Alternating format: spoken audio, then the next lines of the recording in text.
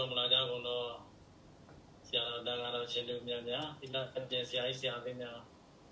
ဒီပုဂ္ဂိုလ်အကြောင်းလူကြောင်းတောင်းတာအကြောင်းလူများကိုဘုရားတပည့်တော်အနေနဲ့ဥစ္စာပထမမင်္ဂလာပါလို့နှုတ်ခွန်းဆက်တာပါတယ်ဗျာမင်္ဂလာပါဗျာဆရာတပည့်တော်နာမည်ကဝိဏ္ဏဘာသာဖြစ်ပါတယ်ဗျာဒီနေ့တာရဏနှစ်2568ခုဘောဇာတက္ကရာ1985ခုနဲ့သဇာမောင်လာဇန်2ရက်နေ့ခရစ်နှစ်2023နိုဝင်ဘာ17ရက်နေ့ Recording in progress ဆရာတပည့်တော်တို့MSMO မြန်မာ Student Organization in Thailand နဲ့ပညာရေး Sub Committee မှာပူးပေါင်းဖွင့်လှစ်တဲ့တပည့်တော်တို့ Visa Methodology သင်တန်းဖြစ်ပါတယ်ဗျာ။တရားတပည့်တော်တို့ဒီသင်တန်းကိုမဖွင့်တဲ့သုံးကြည့်ရဆိုတဲ့အခါမှာလည်းမိမိတို့ချင်းမှာရှိတဲ့ကင်မရာလေးကိုဖွင့်လှစ်ပြီးတော့သမုဒ္ဒရာသုံးကြည့်ရဆိုတဲ့ခန္ဓာကိုဖွင့်ပြီးတော့သင်တန်းကိုဖွင့်လှစ်ပေးပါရန်။တရားတပည့်တော်မှာပါလိဗျာ။နမော တတဘဂဝတောအရဟတောသမ္မာသမ္ဗုဒ္ဓတ္တနမောတတဘဂဝတောအရဟတောသမ္မာသမ္ဗုဒ္ဓတ္တနမောတတဘဂဝတောသမ္မာသမ္ဗုဒ္ဓတ္တဖြစ်ပါတယ်ဗျာ။ဘုရားတပည့်တော်အနေနဲ့ဒီနေ့ပို့ချပေးမယ်သင်တန်းမှုဆရာတော်နဲ့ဘုရားတပည့်တော်မိတ်ဆက်ပေးပါစီဗျာ။ဒီနေ့ပို့ချပေးမယ်ဆရာတော်ကတော့ဒေါက်တာဥက္ကုဏလာဖြစ်ပါတယ်ဗျာ။ဆရာတော်ဥက္ကုဏလာမင်္ဂလာပါဗျာ။မင်္ဂလာပါဗျာ။ဆရာတော်ရရှိတဲ့ဘယ်များကတော့မန္တလေးရတနာဘုံတက္ကသိုလ်မှ BSc ဘွဲမန္တလေးတက္ကသိုလ်မှ Oriental Study ဖြင့် Diploma ဘွဲရန်ကုန်အဘိဓမ္မာတက္ကသိုလ်မှအဘိဓမ္မာတရားဘွဲနဲ့ Advanced အဘိဓမ္မာ Diploma ဘွဲကိုရရှိခဲ့ပါတယ်ဗျာ International Buddhist College ထိုင်းနိုင်ငံမှ Master ဘွဲကိုရရှိခဲ့ပါတယ်ဗျာအခုဆိုရင်တော့ဆရာတော်ဟာ PhD ဒေါက်တာဘွဲကို IBSC ဌာနမဟာချူလောင်လောင်ကုန်းတက္ကသိုလ်မှပူပူနွေးနွေးရရှိထားတဲ့ဆရာတော်ဖြစ်ပါတယ်ဗျာဆရာတော်ရဲ့သာနာပြုလှုပ်ဆောင်မှုများမှာတော့ဖြင့်ဒီတွင်၌ရှိတဲ့ယောဂီများကိုဆရာတော်ရဲ့တရားဓမ္မအနေနဲ့ဝိပဿနာတရားများကိုဟောပြောဆုံးမလို့နိုင်ငံခြားသားယောဂီများအတွက် online ကနေတစ်ဆက်ဝိပဿနာတရားများကိုလည်းပဲဟောပြောဆုံးမနေတဲ့ဆရာတော်ဖြစ်ပါတယ်ဗျာထို့ကြောင့်အခြေအနေလေးပို့ချမယ်ကောင်းစဉ်က Research Process and Procedural Framework ကောင်းစဉ်ဖြစ်ပါတယ်ဗျာထို့ကြောင့်ဆရာတော်ဥက္ကုဏလအနေနဲ့ဆင်းနေဖြစ်ပြီဆိုရင်ဆရာတော်ရဲ့ပို့ချမှုကိုစတင်လို့ရပါပြီဗျာကျေးဇူးတင်ပါတယ်ဗျာ moderator ဖြစ်တဲ့ဆရာတော်တာယာလင်းနဲ့တကွအားလုံးတော့ဆရာတော်တန်ခါတော်ရှင်သူမြတ်များဆရာကြီးဆရာလေးများအားလုံးတော့နားထောင်ကြတဲ့အကြောင်းသူကျောင်းသားများကိုအားလုံးမင်္ဂလာပါလို့နှုတ်ခွန်းဆက်တာပါတယ်မင်္ဂလာပါဗျာမင်္ဂလာပါဗျဒီပြီးတော့ screen လေး share လိုက်တော့ဗျplan ပြီးတော့ပြောပြချင်တာကတော့ဒီ research process နဲ့ပတ်သက်ပြီးတော့ဒါဟိုတည်တံ guideline တော့မပေးဘူးပေါ့လေတကယ်ချင်းနေနဲ့တော့ဆွေးနွေးမှုတယ်ဒါပထမဦးဆုံးဒီလိုသင်ကြားခွင့်ရတဲ့အတွက်အလုံးတော့ဒါ MSMO နဲ့တကွတပည့်တော်တို့ပညာရေး Sub Committee ဒေါက်တာနေမိန်နာတို့ကိုလည်းဒါကျေးဇူးပဲထူးတင်ပါတယ်ဒါတပည့်တော်ဒါဒီကနေဒါ share ပြီးတော့ပြောပြပေးရတဲ့အတွက်အလုံးကိုလည်းကျေးဇူးတင်ပါတယ်ဒီပြီးတော့သင်ကြားတဲ့အခါမှာအားနည်းချက်တွေရှိမှာပါပဲperfect မဖြစ်နိုင်ဘူးဆိုတော့ခွင့်လွှတ်တိခံပြီးတော့နာကြားပေးပါလို့ဒီပြီးတော့အနေနဲ့တောင်းပန် short ထားခြင်းပါတယ်ဗျာဒီပြီးတော့ညံမီတလောက်ဒီပြီးတော့ research လုပ်ခဲ့တဲ့အတွေ့အကြုံနဲ့လေ့လာထားတဲ့အတွေ့အကြုံပေါင်းစပ်ပြီးတော့ research process and conceptual framework ကိုညံမီတလောက်ပြောပြမှာဖြစ်ပါတယ်ဆိုတော့ဒီနေ့ဒီပြီးတော့ပြောပြမယ် research process and conceptual framework ဆိုတာကတော့အမတမတာကတော့ the video အပေါ် view ကနေဒါကြည့်ပြီးတော့ပြောရမယ့်တဘောပါအကြောင်းအရာတွေအများများပါတယ် research process ဆိုရင် the whole process ကြီးကိုဒါခေါင်းစဉ်လေးတွေနဲ့ပဲတိုစီဦးစင်းကပြောရမယ့်တဘောရှိပါတယ်အဲ့ဒါပြောပြီးမှအဲ့ထဲမှာပါတဲ့ conceptual framework ကိုပြီးမှဒုတိယပိုင်းအနေနဲ့တပြီးတော့ပြောပြီးတော့ပို့ချတော့မှာဖြစ်ပါတယ်ဒါကြောင့်မို့ရှေ့ဦးစွာတော့ဒါ the research process ကိုဒီပြီးတော့လေ့လာကြည့်အောင်ပေါ့နော်ဒီပြီးတော့ကတော့ MCU ဒီ MBSC ဌာနကနေပြီးတာဖြစ်တဲ့အတွက် MBSC ကqualitative research ကိုပဲအဓိက focus ထားမှာဖြစ်ပါတယ်ကျန်တဲ့တခြားquantitative research တမားတွေဆိုရင်လည်းဒီခါမှာဒီပြီးတော့လည်းကိုမကျွမ်းကျင်ပါဘူးတို့တော့လည်းနီးမီပြီးတော့ယူမယ်ဆိုရင်ဒါရပါတယ်လို့ဒါဒီပြီးတော့ကြိုတင်ပြီးတော့တောင်းပန်လျှောက်ထားခြင်းပါတယ်ဗျဒါကြောင့်ဒီနေ့ဒါ research process ရဲ့အစဉ်အလာလေးကိုလည်းပြောလို့အဆင်မပြေဘူးပေါ့ဒါလူရင်းတို့ရှင်းလေးကိုဒါတပြီးတော့ the research ရှင်းပြမှာဖြစ်ပါတယ်the process and conceptual framework are crucial components of a thesis or research proposal ဒီစစ်တမ်းမို့လို့ရှိရင် proposal လုပ်မယ်ဆိုရင်အမတန်မှဒီအစိပ်ပန်းကအမတန်မှအရေးကြီးပါတယ်တဲ့ဒီ research process နဲ့ conceptual framework ဒီအမတန်မှအရေးကြီးပါတယ်စင်တို့ဒီတိစရဖြစ်စဉ်တွေပြီးတော့ conceptual framework ဆိုတဲ့ဒါကိုဒီ framework အနေနဲ့conceptual ဆိုတာတော့ဒီပြီးတော့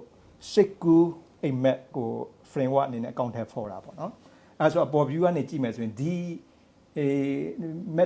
road map ပုံစံလေးပဲဒါလေးက road map တည်သွားတယ်ဆိုရင်မြေပုံရဲ့အဆုံးကိုဒီပြီးတော့အဲ့ဒါဆိုတော့ရှောက်လို့ရပါတယ်ဗျthey help guide your research provide a structure for your study and ensure that your research questions are well defined here are some ideas and guidelines for developing a research process and conceptual frameworks for your thesis or proposal အတိအမလောက်ခင်မှာတပြီးတော့ဒါ proposal ဆိုတာဒါရှေ့မှာတင်ရတာပေါ့နော်မတမဟို UNC 30လောက်ရှိတဲ့ဒါအစိတ်အလွန်ဆုံးအစိတ်လောက်ပေါ့နော်ဒါဒီ proposal ရှိပြီးဒီအသေးလေးပေါ့နော် assignment ပုံစံလေးတင်ရတာဖြစ်ပါတယ်ဒါဒီနှစ်ခုစလုံးဟိုတပြီးတော့လောက်ရမှာဖြစ်တဲ့အတွက်ဒါကိုအပေါ် view ကနေအရင်တွေးပြီးတော့ဒီပြီးတော့ဒီ process တွေကိုကြိုတင်တည်ထားဖို့လိုပါတယ်အပြီးတော့ conceptual framework ကိုလည်းဒီပြီးတော့စိတ်ကူးထဲမှာဆွဲပြီးတော့တကယ်လက်တွေ့မှာလည်းဆွဲတတ်ဖို့လိုပါတယ်လို့ဒီထဲမှာတော့အဓိကတော့သူကနေ ensure ဆိုတာတေချာပေါက်ဒီပြီးတော့ကိုဒါ guideline ပေးမယ်ပေါ့နော် well defined ဆိုပြီးတော့เนาะဆိုပြီးတော့ research question တွေလည်းအမှန်တန်ရေးကြည့်ပါတယ် number 1 very important selecting a research topics so I don't want to say for long very short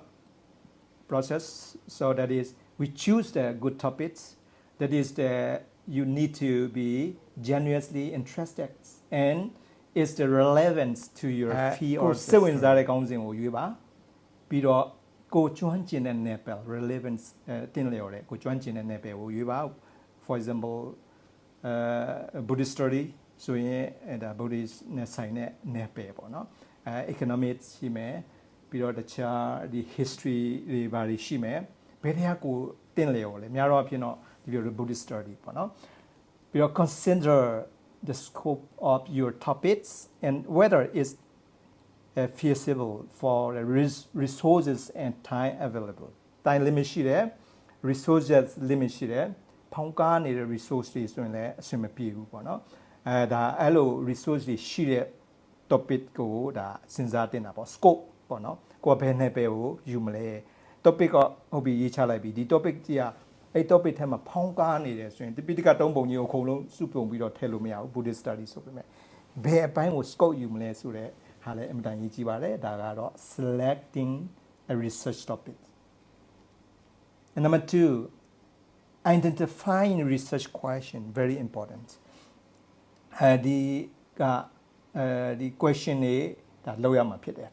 ဒီဟိုမျိုးပေါ့နော် depth question တွေပေါ့ဒီ interview question တွေဒါတွေလောက်ရမှာဖြစ်တယ်အဲဆို formulate clear ကိုလုပ်လိုက်တဲ့ question ကြီး very clear ဖြစ်ရမယ်ဟိုမျိုးပေါ့နော်ဒွိဟာမဖြစ်ရဘူးပေါ့ a specific research questions that your story aims to answer and the story aims to answer ဆိုတော့ကိုယ့်ရဲ့ဟိုမျိုးပေါ့နော် objective တွေနဲ့ relevance ဖြစ်ရမယ်ပေါ့ ensure ဒါလည်းသိကြပါတယ်တဲ့ your research questions are aligned with the research topics and ခုနရွေးချယ်တဲ့ topic နဲ့ align တော့ဟုတ်ချင်မှာဟုတ်မယ်တို့တော့အဓိပ္ပာယ်ကတော့ပြီးတော့ number 3 literature review very important ဒီမှာတော့ဟိုတပည့်တော်ကတော့ important ဖြစ်တဲ့ဟာတွေကိုပဲအဓိက focus ထားပါတယ်ပြီးမှနောက်ဒီ MBSC ကဒါဒေါက်တာဘွဲ့လုံးဝပြီးထားတဲ့ပုဂ္ဂိုလ်တူရဲ့ဒီဟိုပုံစံလေးပြမယ်ပေါ့နော်ဒါကတော့ very important point တွေကိုပဲ highlight လုပ်ပြမှာဖြစ်ပါတယ်အခုနောက်တပည့်တော်တို့တခုပြောစရာရှိတာက MBSC ကဒီ formats တွေ change မယ်လို့ကြားပါတယ်နောက်ပိုင်းဒီပုံစံတိုင်းဟုတ်ချင်မှာဟုတ်မှာပေါ့နော်ဒါပေမဲ့ဒီပြည့်တော့ objective 3ခုယူပြီးမှဒီလိုလေ့လာထားမယ်ဆိုရင်အခုနောက်ဟာလဲပို့လို့လွယ်တယ်လို့ကြားတယ်အဲဆိုတော့ဒီထက်မှအကုန်လုံးအကျုံးဝင်တာပါပဲဒီ conceptual framework တွေကတော့စဉ်းစားပုံတွေးခေါ်ပုံတွေကတော့ဒါကတော့အမတမဒီလိုပုံစံမဲ့တွားမှာဖြစ်ပါတယ်เนาะ logical တွားမယ်ပေါ့เนาะအဲဆိုတော့ကြည့်လိုက်အောင် number 3က literature review literature review မှာthe conduct a thorough review of the existing literature related to your topics and me topic နဲ့ the related ဖြစ်ရမယ်เนาะ literature review လို့ကကြတာဆရာတော့ဒါပို့ချတော့တာဖြစ်ပါတယ် and identifying gaps the energy ရှိတဲ့အားတွေ focus ထားမယ် controversy ဖြစ်တာတွေ key the theory and ဒီပြီးတော့အများကြီးမရှင်းတော့ဘူးဒါ literature review ကိုရှင်းပြပါတဲ့ဆရာတော်ဝိမလဗုဒ္ဓတော်တော်လေးစုံပါတယ် explore the work of the other researchers to understand the context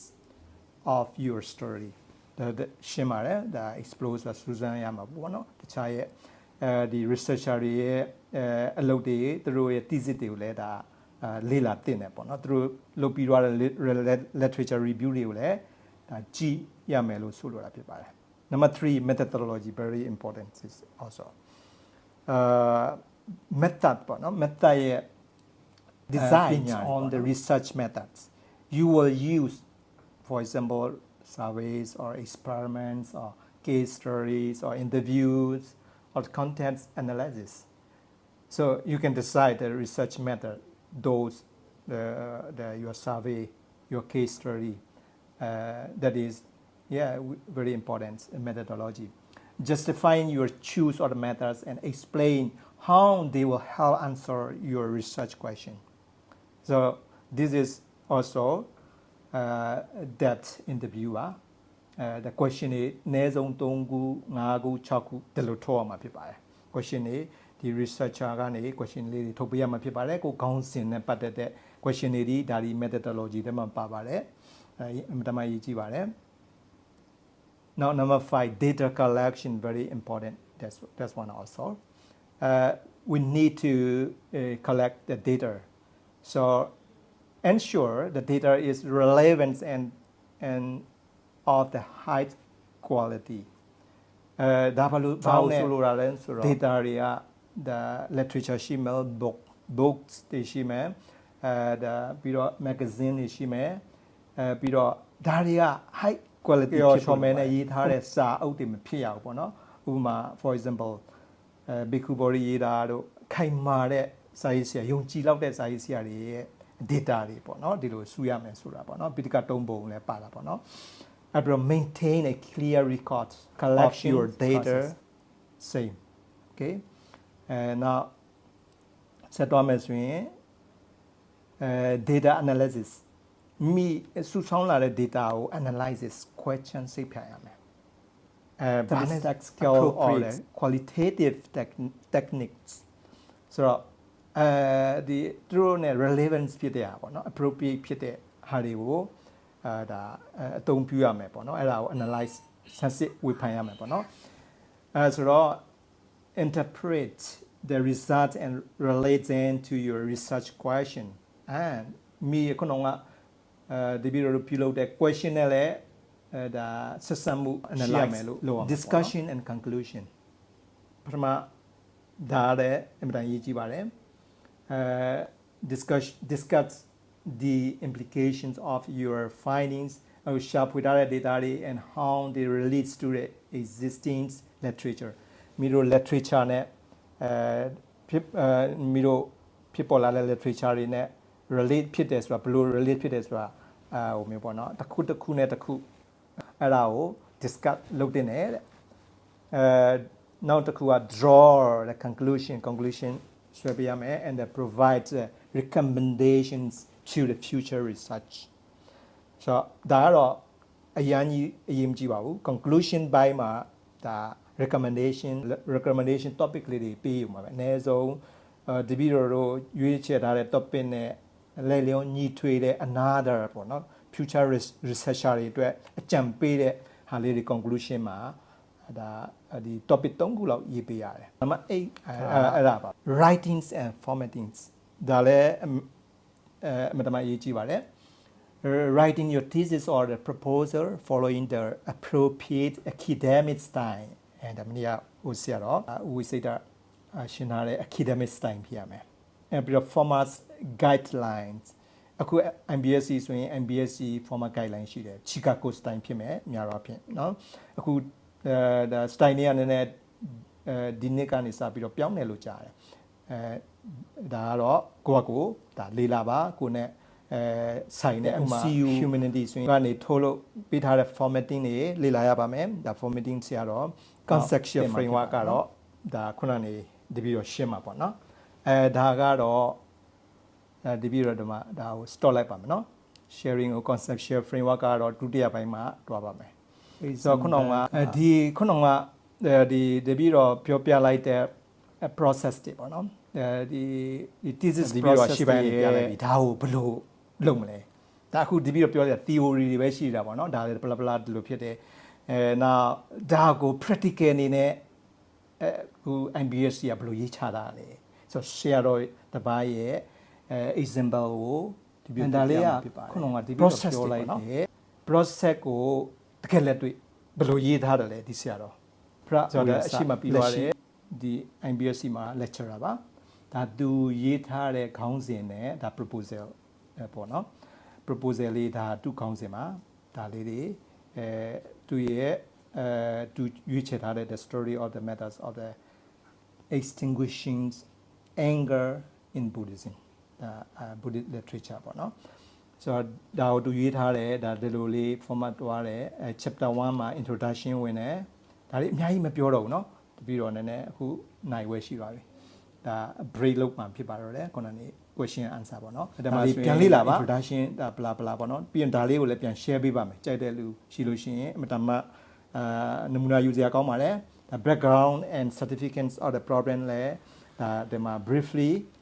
ရေးထားတာရှိပါတယ်ဒါတပြီးတော့မဖတ်ပြတော့ဘူးဖတ်ပြရင်အချိန်စားပြီးတော့ဒီနေ့သင်ချိန်ရမှာမဟုတ်တော့ပါဘူးဒါပေမဲ့ topic လေးတွေတော့ run through ပြောတော့မှာဖြစ်ပါတယ် the background and significance of the problems the background of story ဒါ briefly ရေးရပါတယ် problem statement ထိုးရမယ် about you may choose that includes the both the general problem နဲ့ specific problem ဒီနှစ်ချက်ဒါလေးကိုဒါဆရာတော်ဒီမှာပြောထားတယ်ဆိုတာဖတ်ကြည့်ပါဒါလေးကို share ပေးပါမယ်ဒီပြီးတော့ PhD တို့ MA ကျောင်းသားဆိုတာကဆရာပေါ်မှာမူမတည်တော့ပါဘူးကိုရဲ့ source ခုရပြီဆိုရင်ကိုပဲဒါလေ့လာရတာပါလေ့လာပြီးတော့ကိုတိုင်းပဲလေ့လာပြီးတော့ကိုတိုင်းရှာပြီးမှဒါ research လုပ်ရတာဖြစ်ပါတယ်ဒါကြောင့်မို့ကိုအားကိုပါဆရာသမားကတော့ကုယုံဖေးယုံပဲပေါ့နော်ဒါဒီပြီးတော့ရဲ့ဒီ supervisor တွေဆိုတာလည်းကုယုံဖေးယုံပဲကိုတိုင်းပဲအစဆုံးကိုတိုင်းလောက်မှာဖြစ်ပါတယ်ဒါကြောင့်မို့ဒီပြီးတော့ကလည်းဒီ team မဖတ်ပြတော့ဘူးဒါ objectives and research ပေါ့ဒါ objective အပိုင်းတွေကိုရှင်းပြတဲ့ဆရာတော်တွေတဲ့ဒါရှင်းပြပြီးသားဖြစ်ပါတယ်ဒါမှဒီပြီးတော့ပြတဲ့အခါမှာ run through ဖတ်လဲရတယ်ဆိုတော့ statement of problems desire to know ဆိုတော့ဒါလည်းဒါသူရဲ့ rule တွေရှိပါတယ်ဒါ PhD researcher advisor တို့ assistant တို့ ਨੇ ဒါတိုင်ပင်ပြီးတော့ scope or research ရမှာဒါခုနကတပြီးတော့ဒါလေးခုနကပြောပြထားတယ်ဒါ research လုပ်တဲ့ခါကျမှ scope ကြီးကျယ်လို့မရဘူးကိုလိုချင်တဲ့ scope ကဘယ်လောက်လဲတပည့်တော်ဆိုရင်တော့တပည့်တော်လုပ်ခဲ့တဲ့ analysis of the techniques of vipassana practice in relative to Paticca Samuppada as taught by Venerable Mogul ဆရာတော်ဆိုတော့တပည့်တော် scope ကမဂုတ်ဆရာတော်ရေးထားတဲ့ဝိပဿနာကိုအကြောင်းကိုရေးတာပေါ့နော် scope ကအဲ့ထဲမှာပဲမဂုတ်ဆရာတော်တင်ထားတဲ့ scope တွေပေါ့နော်အဲ့ဒါကိုanalyze လုပ်တာပေါ့ခွဲခြမ်းဝေဖန်ပြီးတော့ဗုဒ္ဓ teaching နဲ့ဒီ compare လုပ်မယ် analyze လုပ်မယ်ဝိပဿနာ technique တွေထုတ်သုံးမယ်ဘယ်ဟာ problem လဲဒါတွေအဲ့ထဲကနေဒီ level တွေကနေဒီ scope ထဲကနေတွားတဲ့တဘောပေါ့နော်ဒါတပည့်တော်ရဲ့ဒါ topic ဥပမာပေါ့ scope မှာလည်း data scope ရှိမယ် content ရှိမယ်ဒီတပည့်တော်ရဲ့ content ရှေ့ပိုင်းမှာရှင်းမာတိကာတွေပေါ့နော်ပြီးတော့ the score of population ရှိမယ်ကိုကinterview လုပ်မယ်ဆိုရင်အနည်းဆုံး MBS ဆိုရင်6ယောက်ပေါ့နော် scholar တွေကိုနဲ့ပတ်သက်တဲ့ဒီပေါ့နော် stakeholder တွေ6ယောက်လောက်လိုပါတယ်အနည်းဆုံးဒါအနည်းဆုံးเนาะဒါဒီထက်ကိုကျဲကျင်တဲ့လောက်ကျဲလို့ရတယ်ဒီ group like ကို population ကိုဒါ interview လုပ်မှာလားပြီးတော့ဒါ case study လုပ်မှာလားအများကြီးရှိပါတယ်ပြီးတော့ time ရှိမယ်သူ့ကိုဘယ်အချိန်ထဲမှာသူ့ကိုတတ်မှတ်ထားတဲ့အချိန်ရှိပါတယ်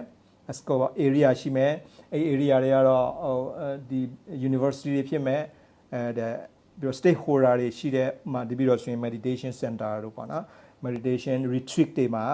ဒါ interview တာတို့ဒါ case study လောက်တာတို့ဒီလိုတွေပေါ့ပြီးတော့ နယ်ဆိုရင်ဒါကိုနဲ့ဆိုင်တဲ့နယ်ပယ်တွေကိုတည်ဖို့လိုတယ် about research ဒီကတော့တပြီးတော့မပါဘူးဗျ MBSc မှာလေ research hypothesis ဆိုတာဒါအကျဉ်း research ကလေးပေါ့နော်ဒါ hypothesis ကအကျဉ်း research ကလေးပေါ့နော်ဒါလေးကိုအကျဉ်းလုပ်ပေးတာပါပဲဒါကတော့ relevance with the ဒီ objective 3ခုနဲ့တော့ဒါ relevant ဖြစ်မယ်လို့တပြီးတော့မြင်ပါတယ်နောက်ပြီးတော့ definitions of terms used in the research ဒါလည်းအင်မတန်ရေးကြည့်ပါတယ်ဟုတ်ပြီနော်တပြီးတော့ကျန်ကိုမဲ့ကျန်ရဲ့ definition အဲ့ဒီကျန်ထဲမှာပါတဲ့အဓိက main idea တွေပေါ့ main idea ဒီပြီးတော့ for example for my thesis the main idea is dependent origination and the term တွေကို the definition ဖွင့်ပေးရမယ်Paticca Samuppada ကဲက wrong view and doubt deity and vijikicha and ပြီးတော့ negative emotion how to overcome our negative emotion in our daily life ဒီ negative emotion ကို the definition ဖွင့်ပေးရတော့မယ်အဲ့လိုတွေပေါ့နော်how ပြီးတော့ the techniques တွေပေါ့နော် techniques of vipassana practicing ပေါ့ဒီ technique တွေကိုဒါအဓိက define လုပ်ပေးရတော့မှာပေါ့နော်ဒါတပြီးတော့ရဲ့ research ပုံစံနဲ့ဒါဥပမာရှင်းပြပေးတာပါနောက်ပြီးတော့နောက် review and relative literatures and research works literature review ပေါ့နော်ဆိုတော့အများကြီးဒါဒီပြီးတော့အချိန်စားမှဖြစ်တဲ့အတွက်မပြောတော့ဘူးဖတ်ကြည့်ပါဒါလေးတွေပို့ပေးထားမယ်ဒါလာပြီ conceptual framework ဒါ second chance မှာတွားမှာဖြစ်ပါတယ်เนาะအပြီးတော့နောက် research methodology ဒါလည်းအမှန်တန်ရေးကြည့်ပါတယ် research methodology ထဲမှာဘာတွေပါလဲ student is required to specify the method of research clearly that he or she intend to do the qualitative research or otherwise and how to gather materials and how he or she will analyze and synthesize all the material ဆိုတော့ဒါတွေကresearch methodology လည်းအမှန်တန်ရေးကြည့်ပါတယ်ဒါဒီထဲမှာ research methodology တွေမှာ interview တွေပါမယ် case study တွေပါမယ်ဒါတွေ research methodology ပေါ့နော်ဒါကြောင့်မို့သူက research clear ဒါ question ပြုလုပ်တဲ့ခါမှာလည်းဒါ clear ဖြစ်အောင်မေးရမယ်ဒွိဟာတွေမဖြစ်ဖဲမနဲ့ပေါ့နော်ဒါလေးတွေပါမှာပေါ့နော်ပြီးတော့ the advantages is expected to obtain for research ဒါတော့သူရဲ့မိတို့မျောလင့်တဲ့အကျိုးကျေးဇူးတွေပေါ့နော်ဒီ research တွေလုပ်ပြီးရင်ဘာ result ကပါလဲ advantages ဘာတွေရှိလဲဒါတွေပေါ့နော် the student has to mention the advantages to gained after his completions of the research, the expected advantages must be specified in number and should be in accordance to the objectives of research. Oh, very important. Objective 3ခုကနေပတ်သက်ပြီးမှဒီဖြစ်ပေါ်လာတဲ့ impact တွေ results တွေ advantages တွေကိုဒါဘယ်လောက်ထိမျှော်လင့်ထားတယ်ဆိုတာဒီ researcher ကဒါမှဖော်ပြရမှာဖြစ်ပါတယ်ဒါတော့ table content ပေါ့နော်ဒါတွေကကြိုတင်ချရထားမှာဖြစ်ပါတယ်ဒါတွေကတော့ copy paste ပဲဒီ topic တွေကလေအခုတကယ်လို့ဒီပြီးတော့ MBSC ကပြောင်းမယ်ဆိုရင် topic ကလေးတွေ chain ကောင်း chain မှာပေါ့နော်ဒါကိုကိုယ်ဌာနမှာ contact ရှိဖို့လိုပါတယ်ကိုယ်ဌာနမှာအများအားမပြတ်လေးလာပါဒီကိုယ့်ရဲ့ advisor နဲ့တိုင်ပင်မှာကိုယ် mentor နဲ့တိုင်ပင်မှာဒါတွေကဘာမှဒီပြီးတော့ဘာမှမပြောင်းဘူးပေါ့နော်ဒီ frame တိုင်းကိုတွားရတယ်ပေါ့အဲဆိုတော့ဒါလေးတွေကအမှန်တမ်းအရေးကြီးပါတယ်ဒါတော့ biography ပေါ့နော် biography the appendix မိမိတို့ရဲ့ကိုယ်ပိုင်ရေးတဲ့ biography လေးထည့်ပေးရမှာဖြစ်ပါတယ်ဒီပုံစံလေးတွားပါတယ်ဒါလေးကိုပြီးရင် share ပေးမယ်ဒါဆရာတော်ဖရဝိရစရဲ့ biography ဖြစ်ပါတယ်ဒီလိုလေးပဲရေးရပါမယ်တပြီးတော့ဒီနေ့ပထမပိုင်းမှာတင်ပြချင်တာကတော့ဒီလောက်ပါပဲเนาะQ&A လေးလုပ်မယ်ဆိုရင်5မိနစ်လောက်ရမှာဖြစ်ပါတယ်ကျေးဇူးတင်ပါတယ်ရှင်များ